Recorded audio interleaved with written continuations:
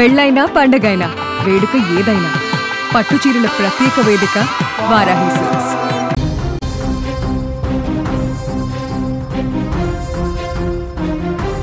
Breaking news అందుతోంది. Donald Trump కి ప్రధాని మోదీ వార్నింగ్ ఇచ్చారు. భారత్ పాక్ యుద్ధం నేనే ఆపానని చెప్పి పదే పదే చెప్పాడు ట్రంప్. అమెరికా ప్రమేయం ఏమీ లేదని చెప్పేశారు మోదీ. నేరుగా ట్రంప్కే ఫోన్ చేసి క్లారిటీ ఇచ్చారు. ట్రంప్తో సరిగ్గా 35 నిమిషాల పాటు ఫోన్లో సంభాషించారు. పాకిస్తాన్ కోరటం వల్లే సీజ్ ఫైర్కి అంగీకరించాం తప్ప ఎవరి ప్రమేయం లేదు, భారత్ పాకిస్తాన్ మధ్య ఎవరి మధ్యవర్తిత్వం లేదు, ఇక ముందు కూడా ఉండదు అని చెప్పి చాలా స్పష్టంగా క్లారిటీ ఇచ్చారు. నేరుగా ట్రంప్కే ఫోన్ చేసి మరొకసారి ఇలాంటి వ్యాఖ్యలు మీరు చేయొద్దు అంటూ హెచ్చరిక పాస్ చేసినటువంటి పరిస్థితి. భారత్ పాకిస్తాన్ యుద్ధాన్ని నేనే ఆపాను అంటూ పదే పదే చెప్పుకుంటున్న డొనాల్డ్ ట్రంప్కి ప్రధాని మోదీ చాలా స్వీట్గా వార్నింగ్ ఇచ్చిన పరిస్థితి. పాకిస్తాన్తో యుద్ధాన్ని ఆపింది నేనే అని చెప్పుకోవడం సరిగా లేదు. ట్రంప్ మీకు మళ్ళీ ఒకసారి చెప్తున్నాను, భారత్ పాకిస్తాన్ మధ్య మీరు జోక్యం చేసుకోవద్దు. ఆపరేషన్ సింధూర్ సమయంలో మీరు చేసినటువంటి వ్యాఖ్యలు, మీరు పెట్టిన ట్వీట్లు ఏం బాలేదు, అసలు పద్ధతిగా లేదు, మీ తీరు మార్చుకోవాలంటూ చాలా స్వీట్గా ప్రధాని మోదీ వార్నింగ్ ఇచ్చిన పరిస్థితి. G7 దేశాల సదస్సుకు కెనడా వెళ్ళి ప్రధాని నేరుగా ట్రంప్తో భేటీ కావాల్సి ఉంది.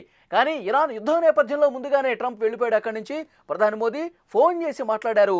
దాదాపు 35 నిమిషాల పాటు చర్చించారు. పదే పదే యుద్ధాన్ని నేనే ఆపానని చెప్పడం సరికాదంటూ అన్నారు. ఇదే విషయానికి సంబంధించి కొంత లోతుగా మనం ఈ ఫోన్ కాన్వర్జేషన్ని డిస్కస్ చేసే ప్రయత్నం చేద్దాం. న్యూస్ రూమ్ నుంచి లైవ్లో ఎడిటర్ తిరుమల్ జాయిన్ అయ్యారు, మాట్లాడదాం.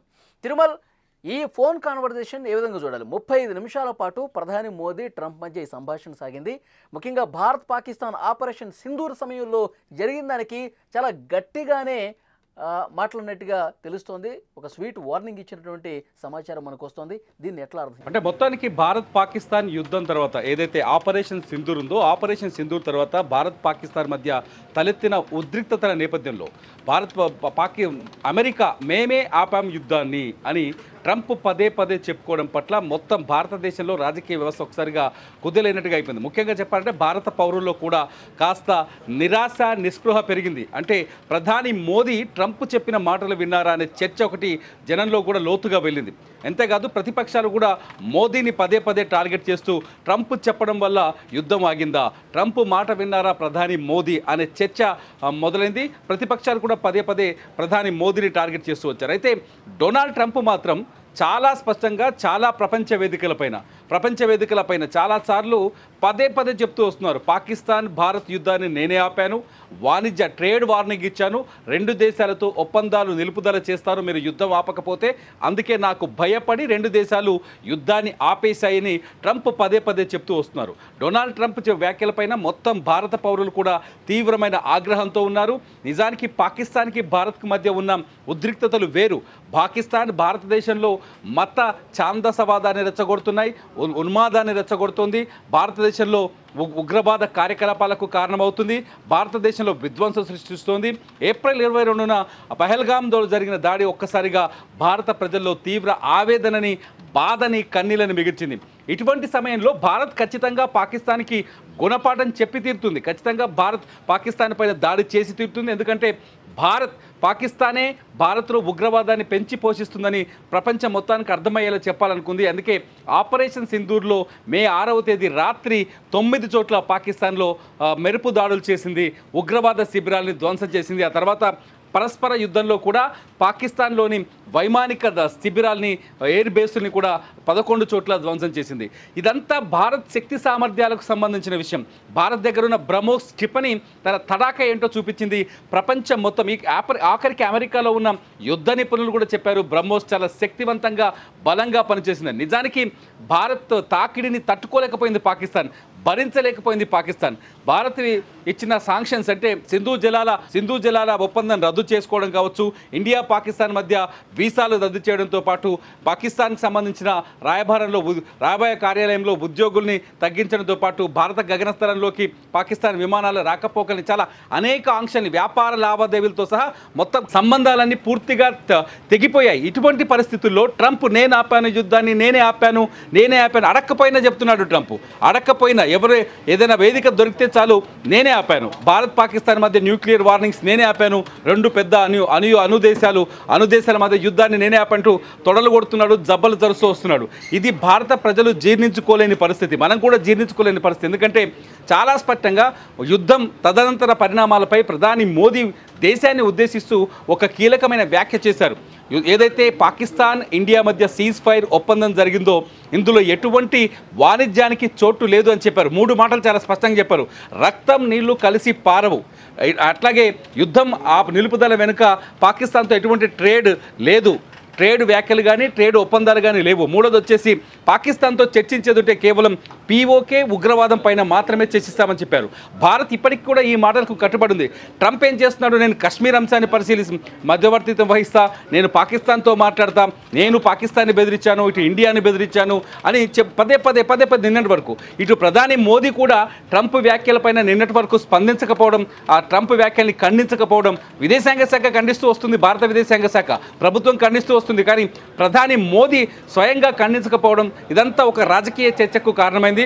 ఇదన్నింటికీ పుల్ స్టాప్ పెడుతూ ఇవాళ G7 సదస్సు కోసం కెనడా వెళ్ళిన ప్రధాని మోదీ అక్కడ ట్రంప్తో నేరుగా ఈ అంశాలపైన మాట్లాడాలని నిర్ణయించుకున్నారు. కానీ ట్రంప్ ఇరాన్ ఇజ్రాయెల్ యుద్ధం నేపథ్యంలో ట్రంప్ వెంటనే వాషింగ్టన్ తిరిగి వెళ్ళిపోవడం, ఆ తర్వాత మోదీ అక్కడికి వెళ్ళి ట్రంప్తో ఫోన్లో మాట్లాడినట్టు తెలుస్తుంది. విదేశాంగ శాఖ కొద్దిసేపటి క్రితం చెప్పింది భారత విదేశాంగ శాఖ, ట్రంప్తో దాదాపు ప్రధాని మోదీ 35 నిమిషాలు మాట్లాడారు. మీకు ఒక మంచి స్వీట్ వార్నింగ్ కూడా ఇచ్చారు. యుద్ధం నేనే ఆపాననే అంశం పైన మీరు సైలెంట్గా ఉంటే చాలా బెటర్. ఎందుకంటే పాకిస్తాన్ భారత్ మధ్య ఎటువంటి ఇష్యూ వచ్చినా ద్వైపాక్షిక చర్చలకు మాత్రమే అవకాశం ఉంటుంది. మూడో వ్యక్తి అంటే పాకిస్తాన్ ఇండియా మాత్రమే మాట్లాడుకుంటాయి, కానీ మూడో వ్యక్తికి ఇక్కడ చోటు లేదు, అవకాశం లేదు.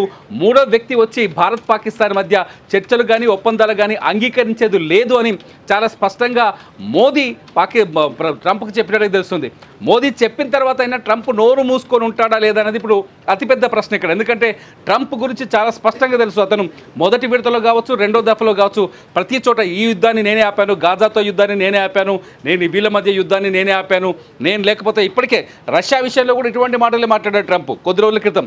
రష్యా విషయంలో కూడా నేను ఉన్నాను కాబట్టి, నేను అడ్డుకున్నాను కాబట్టి పుతిన్ బతికున్నాడు, లేకపోతే ఈ పాటికి చచ్చిపోయేవాడని చెప్పాడు. అంటే పుతిన్ పైన దాడి జరిగేదని చెప్తున్నాడు. అంటే ఉక్రెయిన్ పుతిన్ని చంపేసేదని చెప్పేసేవాడు. అంటే నిజంగా చెప్పాలంటే మన కొన్ని చోట్ల పిట్టల ద్వారా అంటారు కదా, అటువంటి వ్యాఖ్యలు ఎక్కువగా చేస్తున్నాడు డొనాల్డ్ ట్రంప్. భారత్ పాకిస్తాన్ విషయంలో కూడా అదే చేశాడు. పదే నేనే ఆపాను. నిజంగా మీరు అన్నట్టు డొనాల్డ్ ట్రంప్ వ్యవహార శైలి ఎవరికి కూడా దొరకని విధంగా ఉంటుంది. నేను ఎవరి మాట వినను, అందరూ నా మాట వినాల్సిందే, ఇలాంటి బాడీ లాంగ్వేజ్ కలిగి ఉంటాడు డొనాల్డ్ ట్రంప్. ఇప్పుడు మోదీ స్వీట్గా వార్నింగ్ ఇచ్చినా 35 నిమిషాల పాటు ఆయనకి చెప్పే ప్రయత్నం చేసినా వినడా అనేది ఒక క్లారిటీ అయితే మనకు కూడా ఉంది. అయితే పాకిస్తాన్ ఆర్మీ చీఫ్ ఆసిమ్ మునీర్ ట్రంప్తో భేటీ అవుతున్నాడు. అది కూడా ఒక ప్రైవేటు లంచ్ మీట్ ఉంది. దీన్ని ఏ విధంగా చూస్తారు? ఇలాంటి కీలకమైన సందర్భంలో ఈ భేటీని ఎట్లా చూడాల్సిన అవసరం ఉంది? అవలి ఇక్కడ ఒక విషయాన్ని గుర్తుపెట్టుకోవాలి. అమెరికా అన్ని దేశాలని తమ చెప్పు చేతుల్లో పెట్టుకోవాలి అనే ఆలోచనతో ఉంటుంది ఎప్పుడైనా. అమెరికా నిర్ణయాలు ఎప్పుడు అలాగే ఉంటాయి. ఇండియా పాకిస్తాన్ విషయంలో కూడా కిర్నా పర్వతాలపైన బ్రహ్మోస్ క్షిపణి దాడి చేసింది. కిర్నా పర్వతాల్లో దాగున్న పాకిస్తాన్ సంబంధించిన అణుబాంబులు ధ్వంసమయ్యాయి. అక్కడ రేడియేషన్ వస్తుంటే కిర్నా పర్వతాల సమీపంలో ఉన్న గ్రామాలని పాకిస్తాన్ ప్రభుత్వం ఖాళీ చేయిస్తుందనే చర్చ జరిగింది. ఈ తరుణంలో డొనాల్డ్ ట్రంప్ అమెరికాకు సంబంధించిన ఒక వైమానిక విమానం కూడా, కీలకమైన విమానం కూడా కిర్నా పర్వతాన్ని సందర్శించి వెళ్ళింది. అక్కడ రేడియేషన్ని సంబంధించిన వివరాలు సేకరించిన చర్చ జరుగుతుంది. పాకిస్తాన్తో అమెరికా ఖచ్చితంగా దొంగ దోస్తీ చేస్తూనే ఉంది. ఎందుకంటే చైనాని కంట్రోల్ చేయడం కోసమో, లేకపోతే ఇస్లామిక్ దేశాలని కంట్రోల్ చేయడం కోసం. అసలు నిజానికి మునీని పిలవడానికి అసలు కారణం ఏమనుకుంటున్నారంటే భారత్ పాకిస్తాన్ మధ్య ఉన్న ఉద్రిక్తతల నేపథ్యంలో మునీర్ని కంట్రోల్ చేయడమో, లేకపోతే భారత్కి వ్యతిరేకంగా చర్యలు తీసుకోవడమో, ఏదో మొత్తానికి ఒక డ్రామా నడిపిస్తున్నాడు ట్రంప్ అనుకుంటున్నారు. కానీ అసలు విషయం వేరేలా ఉంది. ఇరాన్ పైన ఇజ్రాయెల్ దాడి చేస్తుందనే విషయం డొనాల్డ్ ట్రంప్కు చాలా స్పష్టంగా తెలుసు. ఇరాన్ అణు బాంబుల తయారీకి వెనకాడట్లేదు. ఖచ్చితంగా ఇజ్రాయెల్ అనుకున్న సమయానికి దాడి చేయబోతుందని ట్రంప్కు తెలుసు.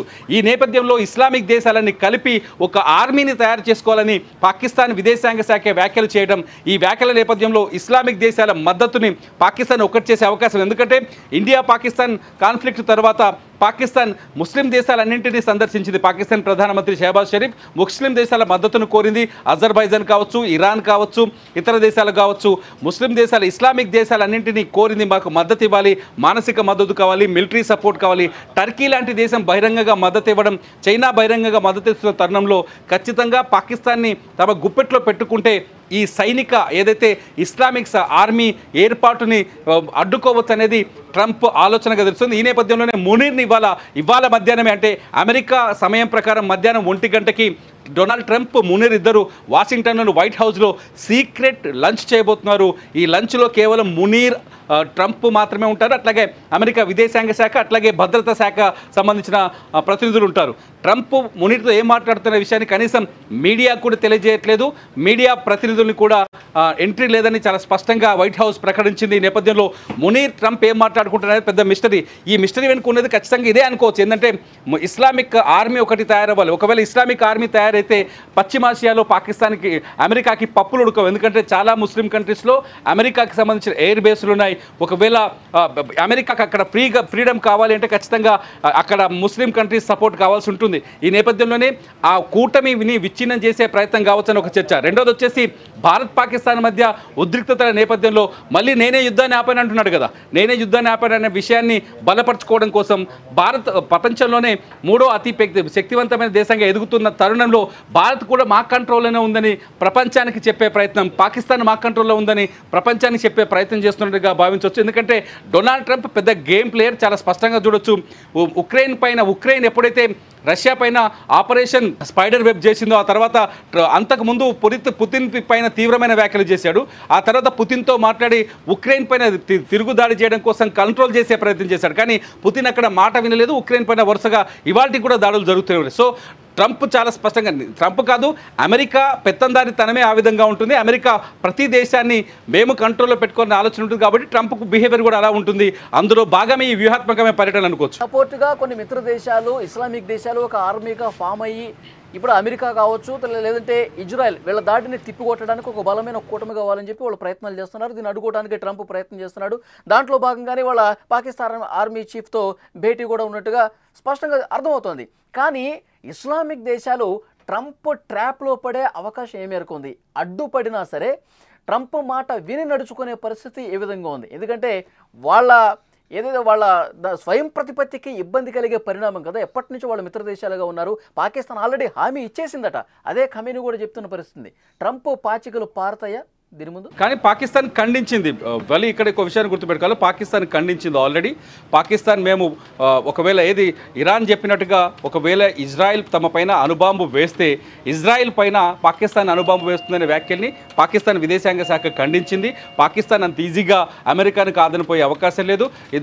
ముస్లిం దేశాలు కూడా, మిగతా ముస్లిం దేశాలు కూడా ఇరాన్కి మద్దతు ఇచ్చే సిచ్యువేషన్ కనిపించట్లేదు. ఎందుకంటే మద్దతు ఇచ్చినుంటే ఇప్పుడు ఇరాన్లో ఉన్న పరిస్థితి చూస్తే ఖచ్చితంగా సపోర్ట్ చేయాల్సి ఉంటుంది. కానీ సపోర్ట్ చేసే అవకాశం అయితే లేదు. అమెరికా కొంత కంట్రోల్ చేస్తుందని చెప్పాలి. అమెరికాతో ఉన్న వాణిజ్య ఒప్పందాలు కావచ్చు, ఇతరత్ర ఒప్పందాలు కావచ్చు, అంత ఈజీగా మిగతా ఇస్లామిక్ దేశాలు ఇరాన్కి మద్దతు ఇచ్చే అవకాశం లేదని మాత్రం ఇక్కడ అర్థం చేసుకోవచ్చు. వలి, ఈ భేటీలో ఆసిమ్ మునీర్ ట్రంప్ భేటీలో భారతదేశానికి సంబంధించి చర్చ ఏమాత్రం ఉండదంటారా? ఎందుకంటే ట్రంప్ తన అవసరం ఉంది కాబట్టి ఆసిమ్ మునీర్ని పిలుచుకున్నాడు. సరే, అంది వచ్చిన అవకాశం కదా అని చెప్పి మన మీద శత్రుత్వం ఉన్న పాకిస్తాన్ ఏమీ మాట్లాడకుండా ఎందుకుంటుంది? ఏదో రకంగా మన మీద విషయంగా అవకాశం కూడా ఉంది ట్రంప్ దగ్గర. ఖచ్చితంగా పాకిస్తాన్ మొదటి నుంచి మేము యుద్ధం గెలిచామని చెప్తుంది. తీవ్రంగా దెబ్బతిన్న తర్వాత కూడా మాదే పై చేయని చెప్తుంది. ఇప్పుడు ఆసిఫ్ మునీర్ని ట్రంప్ పిలవడంతో మేము విజయం సాధించాం కాబట్టి ట్రంప్ మమ్మల్ని పిలిచి గౌరవించాడని చెప్పొచ్చు. ఆసిఫ్ మునీర్ కూడా అటువంటి ప్రకటన చేయొచ్చు. ట్రంప్ కాస్త నోరు మూసుకోవచ్చు. ఎందుకంటే ప్రధాని మోదీ తర్వాత, ఎందుకంటే మునీర్తో భేటీకి ముందే ట్రంప్తో ప్రధాని మోదీ ఫోన్లో మాట్లాడారు కాబట్టి ట్రంప్ కాస్త నోరు మూసుకోవచ్చు. కానీ పాకిస్తాన్ మళ్ళీ జబ్బలు తలుచుకునే అవకాశం అయితే ఉంటుంది ఖచ్చితంగా భారతదేశం మీద. వలి, చూద్దాం తిరుమల్. ప్రస్తుతం పరిణామాలు చూస్తుంటే గనక చాలా వేగంగా కదులుతున్న సిచ్యువేషన్ ఉంది. భారత్ పాకిస్తాన్ యుద్ధాన్ని పదే నేనే ఆపేశాను అని చెప్పుకున్న డొనాల్డ్ ట్రంప్కి ప్రధాని మోదీ స్వీట్ వార్నింగ్ ఇచ్చిన పరిస్థితి ఉంది. దాంతోపాటు మరి ట్రంప్ ఏ విధంగా వెనక్కి తగ్గుతాడు, ఇక ఈ రెండు దేశాల మధ్యలోకి రాకుండా ప్రధాని మోదీ వార్నింగ్తో ఎంతవరకు మెత్తబడతాడు అనేది చూడాల్సిన అవసరం అయితే కనిపిస్తుంది. మరోవైపు ఆసిమ్ మునీర్ ట్రంప్తో భేటీకి సంబంధించి కూడా సర్వత్రా ఒక ఆసక్తి కనిపిస్తోంది. ఏదైతే మిత్ర దేశాలు ఒక ఆర్మీగా ఫామ్ అవ్వడానికి ప్రయత్నం చేస్తున్న తరుణంలో దాన్ని విచ్ఛిన్నం చేయడం కోసం ట్రంప్ ప్రయత్నంలో భాగంగా ఈ భేటీ అని చెప్తున్నారు. సో చూద్దాం నెక్స్ట్ పరిణామాలు ఏ విధంగా ఉంటాయన్నది.